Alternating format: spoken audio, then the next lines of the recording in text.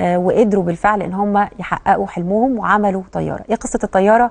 هنعرفها في هذا التقرير، وانا ان شاء الله اشوف حضراتكم بعد الفاصل.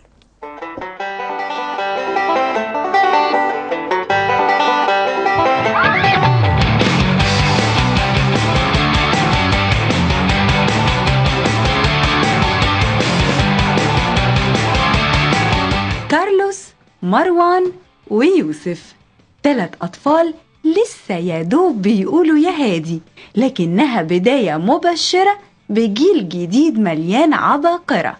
ال3 قرروا يكون المشروع بتاعهم في الفصل هو تصنيع طيارة. جمعوا من بعض واتجمعوا وبدأت رحلة تصنيعها. أنا كنت مسؤول عن توصيل الموتور والبورد والبطارية بعض ولحمتهم وعشان عشان يلف بس في مشاكل اللي واجهتنا اللي هي سوفت وير اللي المفروض ينزل على البورد. رحنا الشركة نزلنا السوفت وير وجينا ووصلناها واشتغل. انا قلت له انا عايز يعني ان انا اللي اعملها، انا اللي عايز اعمل البادي، عشان انا بموت ان انا اعمل اي حاجه زي الحاجات دي. يعني انا بحب ابني، بحب اصنع، بحب اركب، بحب الحاجات دي قوي.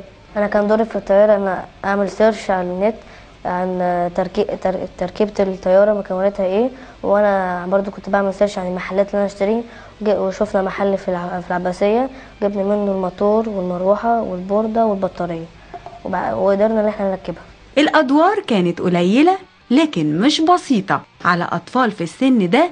قدروا يفكروا ويبحثوا ويصمموا على النتيجه اللي بتاكد ان حلم كل واحد فيهم اكيد هيشوف النور. انا عايز اطلع مهندس الكترونكس عشان انا عجباني الالكترونكس كمبدأ وكتنفيذ وكنتيجة.